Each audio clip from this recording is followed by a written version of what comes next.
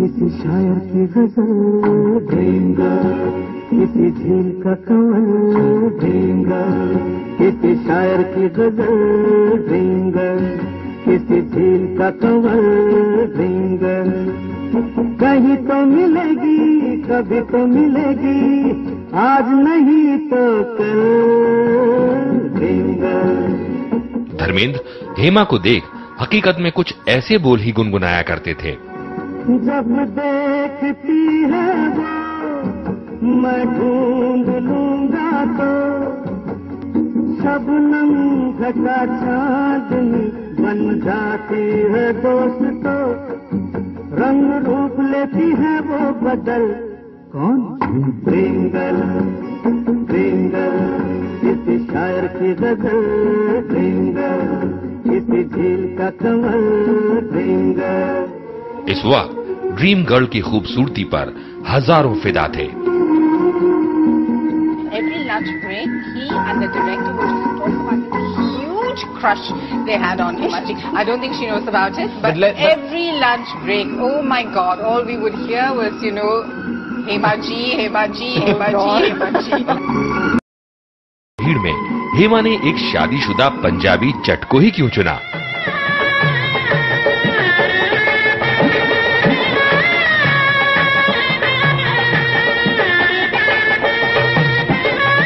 उनकी शादी तो टोटली फिल्मी थी, फिल्में ऐसी स्क्रिप्ट किसी ने नहीं लिखी। आज की हमारी एक दूजे के लिए बनी जोड़ी ऐसी है जो एक साथ पर्दे पर तो सुपरहिट है ही, पर्दे के पीछे भी इनके सुपरहिट किस्सों का भंडार है। जो हिम्मत इन्होंने एक दूजे के होने के लिए दिखाई, वो हिम्मत आज एक आम आदमी भी दिखाने से डरता है।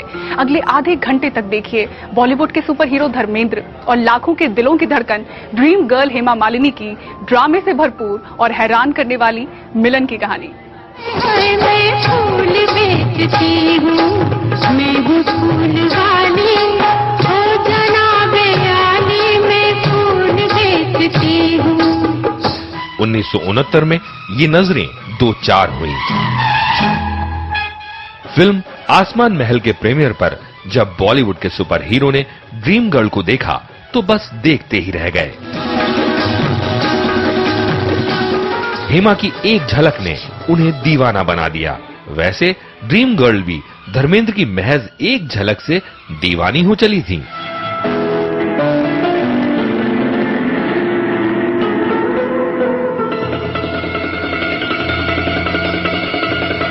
First of all, I met him during some film premiere.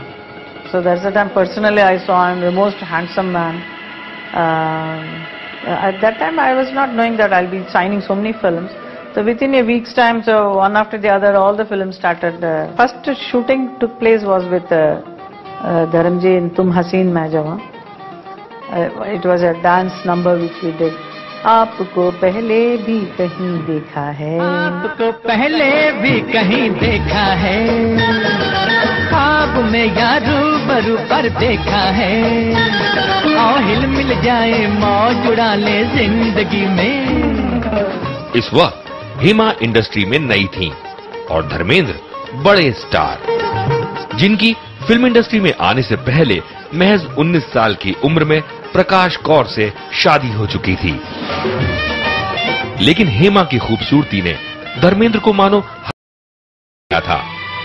How sweet, क्या बात करूं, आपकी आंखों को देखकर पहले की याद आ जाती है।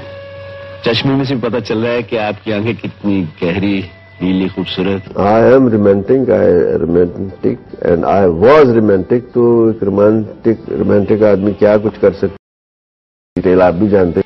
दोस्ती हुई, मुलाकातें बढ़ी।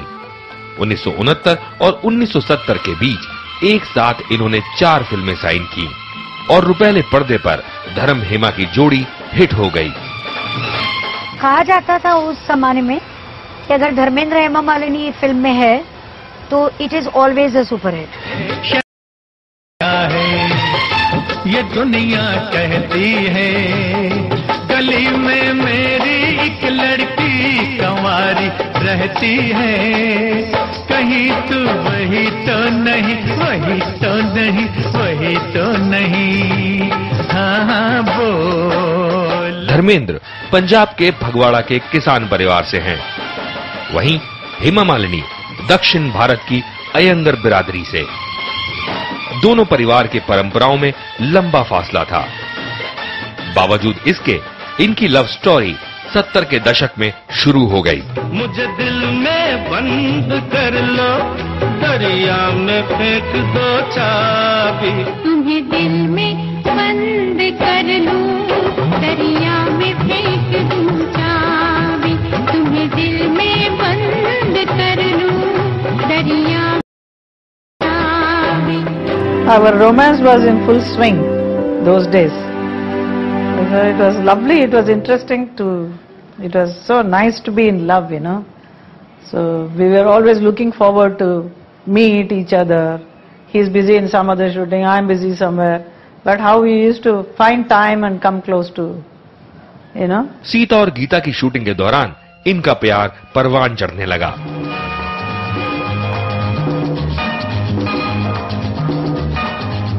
और इसी फिल्म के दूसरे लीड हीरो संजीव कुमार भी हेमा को देखकर कुछ यूं फिसले।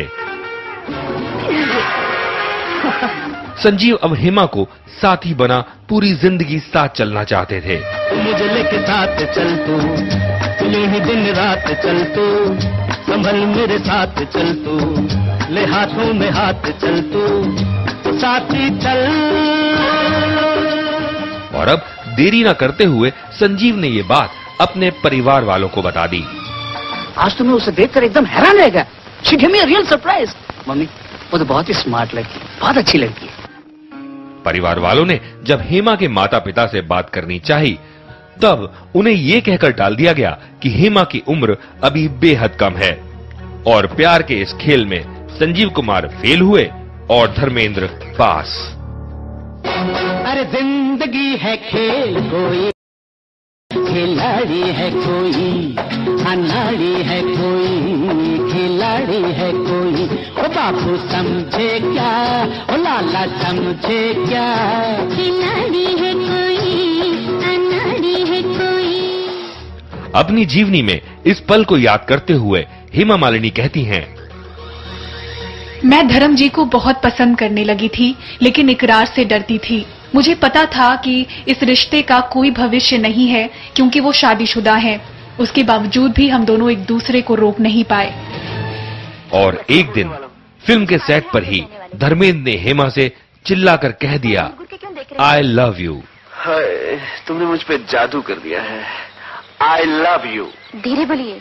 मैं जोर जोर से चिल्लाऊंगा, I love you, I love you, I love. Hema अचानक प्यार के इस इजहार से हैरान रह गईं।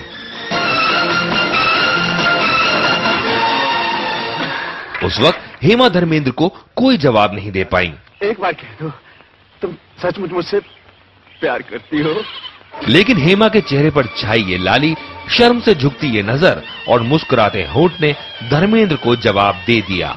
हाँ हाँ बाबा। और धर्मेंद्र हेमा के इस इकरार से कुछ यूं झूम उठे। मैं जट यमला पगला दीवाना, मैं जट यमला पगला दीवाना हो रब्बा, इतनी सी बात न जाना के ओ मैनू प्यार कर दी है, साडे उत्ते वो मर दी है। मेरा तो सबके साथ ही अच्छा दोस्ती रही, लेकिन Hema exceptionally very pretty person, very emotional, very down to earth, very nice. She has all the qualities of a great human being.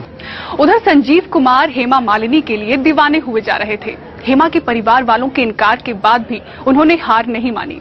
उन्हें लगा कि इतनी खूबसूरत हेमा किसी शादीशुदा इंसान यानी धर्मेंद्र से तो हरगिज शादी नहीं करेंगी। ऐसे में संजीव ने अपने बेहद अजीज दोस्त जितेंद्र का सहारा लिया।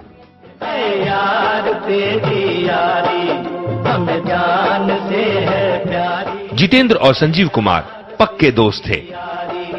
संजीव चाहते थे कि उनका ये दोस्त हेमा के पास जाए और उन्हें संजीव का हाल इश्क बयां करे, और जितेंद्र ने हां कर दी। जब तक मैं जिंदा हूं अमर, तुम्हारा ये एहसान कभी नहीं भूलूंगा। कैसी बात कर रहे हैं आप? दीवानगी की हदें पार कर चुकी संजीव की हेमा के लिए मोहब्बत का पैगाम जितेंद्र ने हेमा तक पहुंचाया, लेकिन हेमा का जवाब था नहीं। अपने दिल पर हाथ रखा। नहीं नहीं। इस जवाब ने संजीव कुमार की जिंदगी को गुमनामी में धकेल दिया। तेरे बिना जिंदगी से कोई शिकवा तो नहीं, शिकवा नहीं, शिकवा नहीं, शिकवा नहीं। तेरे बिना जिंदगी भी, लेकिन जिंदगी तो नहीं, जिंदगी नहीं, जिंदगी नहीं, जिंदगी नहीं। बताया तो ये भी जाता है कि हेमा के इनकार ने संजीव को शराब के नशे में धकेल दिया। वैसे इस खबर ने हेमा की प्रेम कहानी में किसी भी तरह का खलल नहीं पड़ने दिया। वो तो बस अपने नसीब से पूछती रहती कि क्या उनका परिवार धर्मेंद्र को कभी अपना पाएगा।